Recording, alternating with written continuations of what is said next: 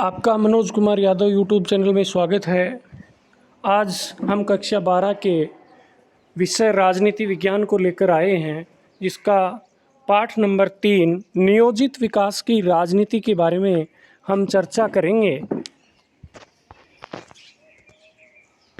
इसमें राजनीतिक फैसले और विकास की बात करें कि जैसे जैसे इस्पात की मांग बढ़ती गई, उड़ीसा एक महत्वपूर्ण जगह थी, स्टेट था जो बहुत ही महत्वपूर्ण उड़ीसा उभरी। और उसमें क्या हुआ कि उड़ीसा में सबसे ज़्यादा लो एक्स का विशाल भंडार था। अभी इसका दोहन बाकी था। उड़ीसा की राज्य सरकार ने लो एक्स की इस अप्रत्याशित मांग को बनाना चाहा। अंतर्राष्ट्रीय इस्पात निर्माताओं और राष्ट्रीय स्तर के इस्पात निर्माताओं के साथ सहमति पत्र पर हस्ताक्षर किए। सरकार सोच रही थी कि इससे राज्य में जरूरी पूंजी निवेश हो जाएगा और रोजगार के अवसर भी बड़ी संख्या में सामने आएंगे। लो एक्स के ज़्यादातर भंडार कहाँ हैं? उड़ीसा के अंदर। लो एक्स के ज़्यादातर भंडार सबसे ज़्यादा उड़ीसा में थे, क्योंकि यहाँ लो एक्स के भंडार हैं और ख़ासकर उन राज्यों के अंदर ज़्यादा भंडार है जहाँ आदिवासी बहुल ज़िले हैं, उसके अंदर इसकी संख्या ज़्यादा है। आदिवासियों को डर है, आदिवासियों को इस बात का डर था कि यहाँ जैसे उद्योग धंधे लग जाएंगे तो उनको घर बार छोड़ना पड़ेगा, आजीविका भी उनकी छिन जाएगी। और जो पर्यावरणविद हैं उनका मानना है कि खनन और उद्योग से पर्यावरण प्रदूषित होगा। केंद्र सरकार को लगता है कि अगर उद्योग लगाने की अनुमति नहीं दी गई तो इससे एक बुरी मिसाल कायम होगी और देश में पूंजी निवेश को बाधा पहुंचेगी। इस उदाहरण में कई तरह के हित सक्रिय हैं। इन हितों के बारे में हम जान सकते हैं कि नहीं, किस किस के हित हैं। वैसे देखा जाए कि उड़ीसा सरकार ये चाह रही थी कि इस्पात हमारा कंपनियों को मिले, कंपनियों से यहाँ के क्षेत्र का विकास हो। इस तरह से राजनीतिक टकराव होता है।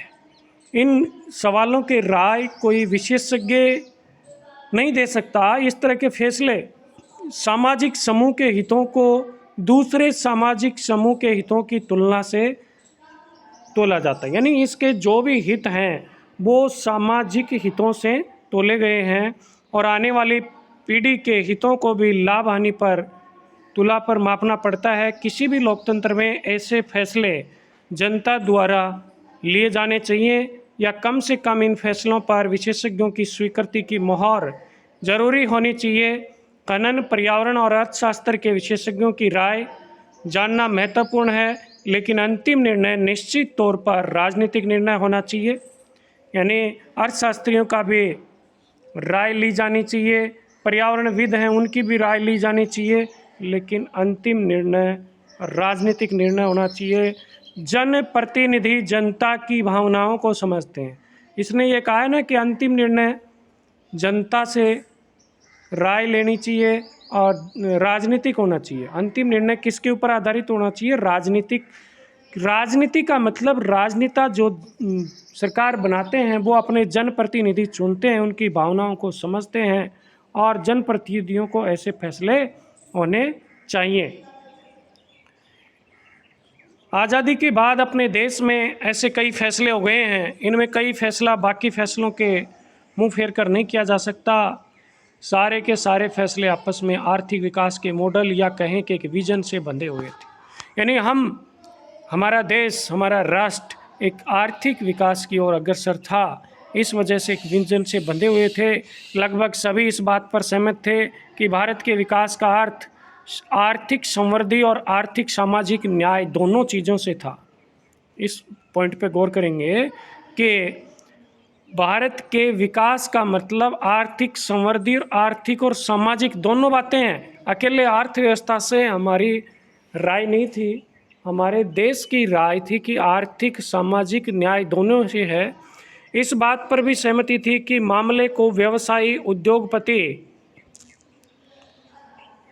व्यवसायी, उद्योगपति और किसानों के भरोसे नहीं छोड़ा जा सकता। सरकार को इस मसले में प्रमुख भूमिका निभानी थी।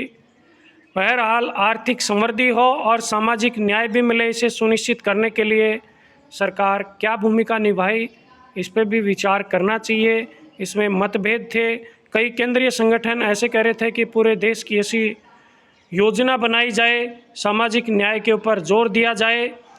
सवाल टकराव होते रहे। राजनीतिक गतिविधियों, कईयों ने कहा कि इसके अंदर, जैसे मैं एक बार थोड़ा सा आपका विचार वामपंथ और दक्षिण पंथ के ऊपर मैं आपका ध्यान आकर्षित करना चाहूँगा।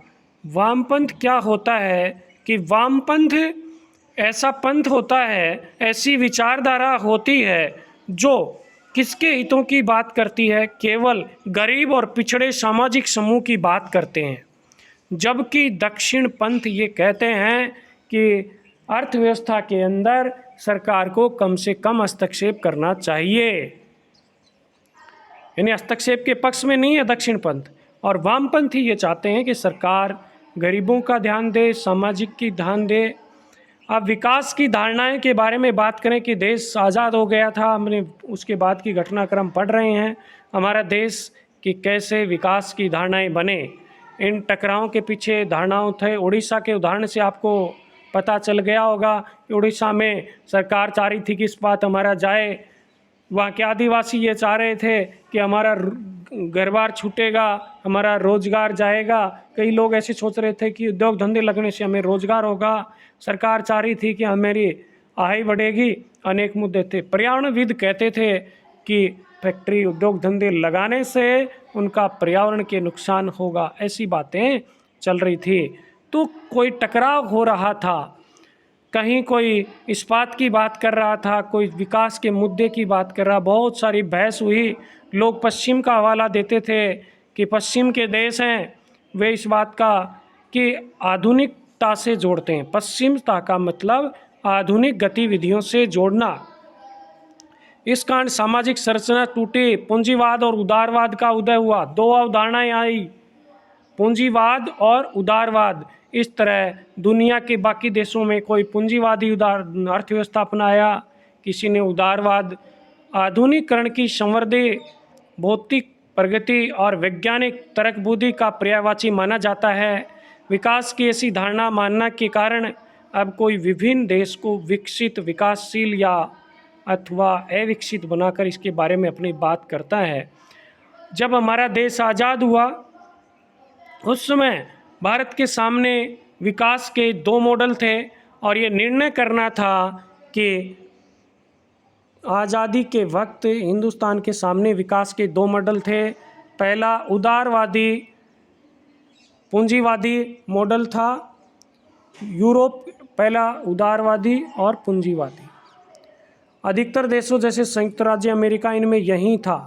उदारवादी या पूंजीवादी एक ही मॉडल है, पैसे वाले देश अपना रहे थे। दूसरा था समाजवादी मॉडल। एक तो उदारवादी पूंजीवादी, एक समाजवादी, दो मॉडल थे। समाजवादी मॉडल सोवियत संघ ने अपनाया था और दोनों विचारधाराएं हैं।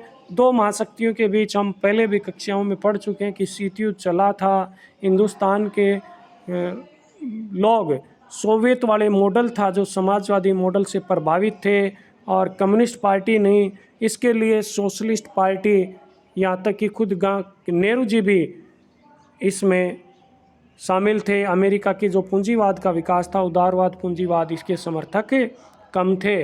लेकिन आज़ादी के आंदोलन के दौरान एक सहमति बन गई थी और नेताओं की इस पसंद में यह सहमति प्रतिबिंबित हो रही थी। जब आज़ादी के आंदोलन चल रहे थे तभी नेताओं ने आपस में सहमति कर ली थी। राष्ट्रीय नेताओं के मन में यह बात बिल्कुल साफ थी कि आज़ाद भारत की सरकार के आर्थिक सरोकार अंग्रेजी हुकूमत के आर्थिक सरोकारों से क्या होंगे, एकदम अलग होंगे।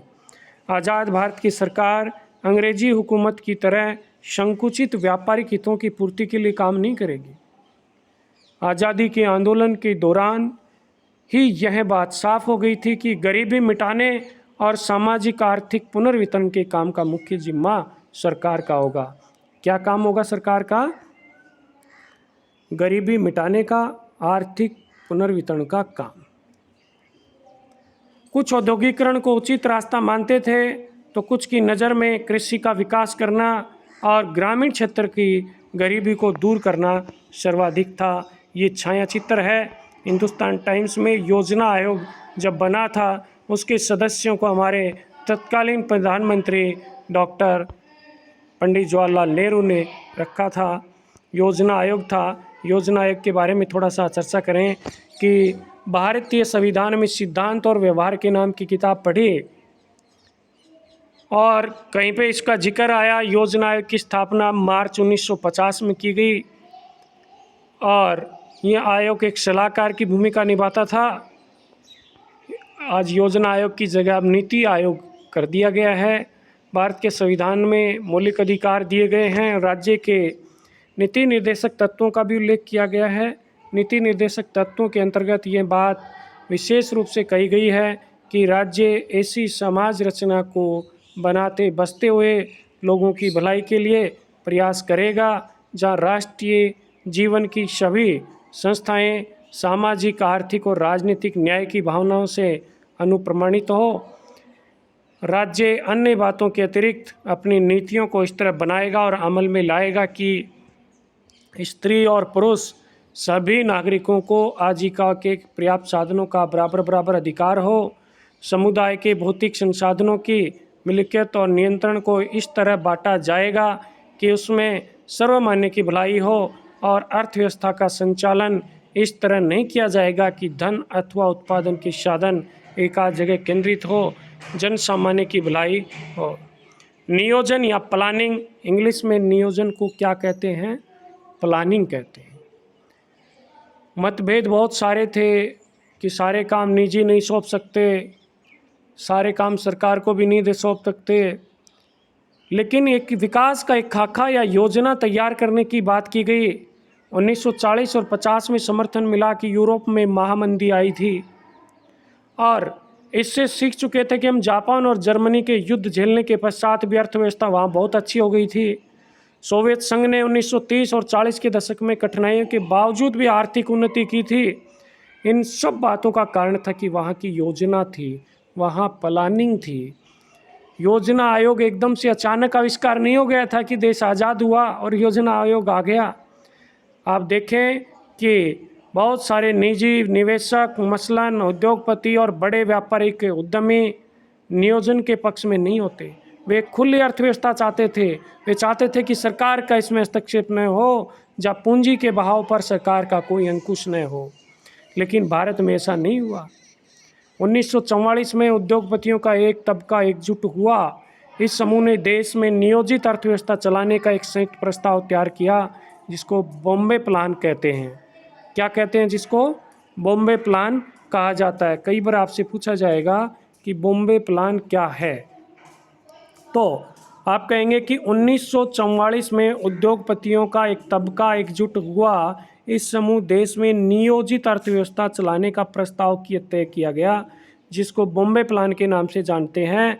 सरकार औद्योगिक अन्य आर्थिक निवेश के क्षेत्र में बड़े कदम उठाए। नियोजित अर्थव्यवस्था इस तरह, चाहे दक्षिणपंथी हो अथवा वामपंथी, उस वक्त सभी चाहते थे कि नियोजित अर्थव्यवस्था, बॉम्बे प्लान थी, नियोजित प्लान्ड इकोनॉमी की मैनेजमेंट की तरह चलें। भारत के आज़ाद होते ही योजना आयोग अस्तित्व में। बॉम्बे प्लान आया 1944, 1944 में। प्रधानमंत्री इसके अध्यक्ष बने और कौन सा रास्ता, कौन सी रणनीति अपनाएंगे प्रभावशाली रहेगी। शुरुआती कदम हम देखें, सोवियत संघ की तरह भारत ने भी योजना आयोग का एक पंचवर्षीय योजना का विकल्प चुना। शुरुआत में पंचवर्षीय योजनाएं चली। सरकार 5 साल में जो भी उसकी आमदनी खर्च होगी उसका हिसाब किताब रखता था। योजना के अनुसार केंद्र सरकार और राज्य सरकारों के बजट को हिस्से में बांटा जाता था। एक हिस्से गैर योजना व्यय का था। इसके अंतर्गत सालाना आधार पर दैनंदिन मदों पर खर्च करना था। दूसरा हिस्सा योजना व्यय का था। योजना में तय की गई प्राथमिकताओं को ध्यान में रखते हुए इसे 5 साल की अवधि में खर्च करना था। पंचवर्षीय योजना पर अमल करने का एक फ़ायदा यह था कि सरकार के सामने अर्थव्यवस्था की एक बड़ी तस्वीर होती थी। वह अर्थव्यवस्था में लंबी अवधि में हस्तक्षेप कर सकती थी। 1951 में प्रथम पंचवर्षीय योजना का प्रारूप जारी हुआ। इसी साल नवंबर में इस योजना का वास्तविक दस्तावेज भी जारी हुआ। इससे देश में गहमा गहमी का माहौल पैदा हुआ। जीवन के हर क्षेत्र में लोग, मसलन बुद्धिजीवी, पत्रकार, सरकारी और गैर सरकारी क्षेत्र के कर्मचारी, उद्योगपति, किसान और राजनेता आदि ने योजना के दस्तावेजों पर बाकी बहस बहुत हुई। इस पे नियोजन को लेके 1905 साल की पहली पंचवर्षीय योजना 1951 में, दूसरी 1956 में, तीसरी 1961 में और चौथी 1966 में। लेकिन नक़्त एक हद तक मोड़ पड़ गया। भारत एक गहन संकट में आ गया था, आर्थिक संकट में, और पंचवर्षीय योजना का थोड़ी देर विराम करने का फैसला लिया। तीसरी के पश्चात 51 से 56 चली, 56 से 61, 61 से 66 के बाद सरकार ने पंचवर्षीय योजना को थोड़ा विराम देने का फैसला किया।